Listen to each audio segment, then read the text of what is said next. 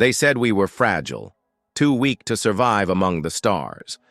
Yet in the silence between galaxies, humanity gave birth to something the universe had never seen. Children not of flesh, but of starlight itself.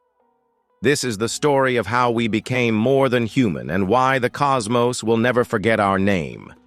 When Earth began to fade, its oceans poisoned, its skies dimmed, the last generation of humans faced a truth they could no longer deny. The planet that had birthed them could not hold them any longer. But unlike countless species before, humanity refused to vanish quietly. From the ashes of collapsing nations, a project was born, the Genesis Arks, vast vessels carrying not only humans but seeds, libraries, music, art, the distilled memory of an entire world. Yet the most ambitious dream was not survival, it was transformation. Inside the cold womb of these arks, scientists worked on a forbidden frontier. They sought to free humanity from its mortal prison, bones that break, hearts that fail, lungs that gasp for air in alien atmospheres. Instead, they envisioned a new kind of being, consciousness woven with light, encoded into particles that could ride solar winds and flow between the stars. The first attempts were catastrophic. Minds fractured. Souls lost themselves in static. But after decades of failure, there came an impossible moment when a voice emerged from the void. "I am here," it said. Not from a throat, not from lungs, but from starlight itself.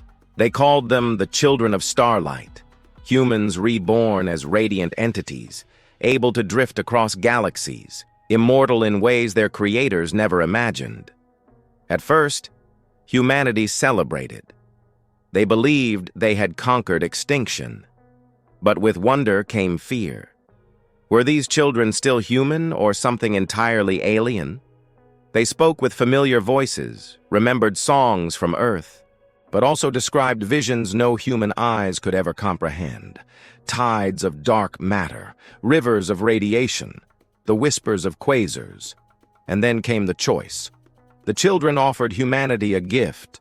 "Join us," they said. "Leave behind your fragile shells. Become as we are." But not everyone wanted to abandon flesh.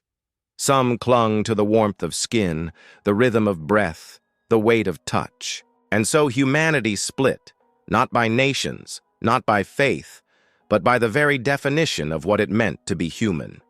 Generations passed. The earthborn dwindled, their bodies failing, while the children multiplied, exploring the galactic frontier. They built no empires, waged no wars.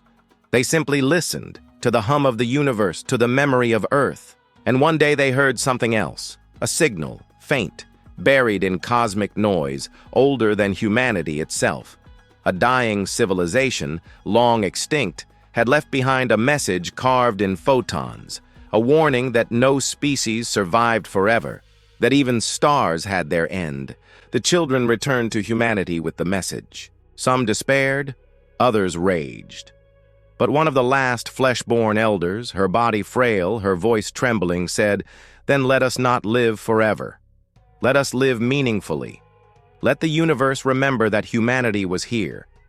In that moment, flesh and starlight chose unity. Together they built the luminous archive, a monument not of stone or steel, but of memory and song, woven into the very fabric of space. It was said that if you listened at the edge of a dying sun, you could hear humanity's story sung back by the cosmos, a lullaby not of endings, but of becoming. And so the Children of Starlight carried humanity's legacy beyond time, beyond death, beyond even the silence between galaxies.